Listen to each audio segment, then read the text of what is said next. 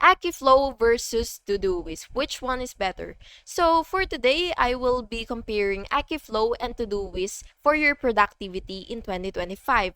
So for Todoist, it is a classic task manager. It's stripped down, flexible, and great for making lists, setting due dates, and for organizing projects as well. It is ideal if you just want a simple place to track your task. And on the other hand, Akiflow, it takes a different angle. It's all about scheduling. You import tasks and drag them into your calendar, and with fast shortcuts and an integrated workflow across email, Slack, and Notion. Choose Todoist if you like writing to-do lists and checking them off.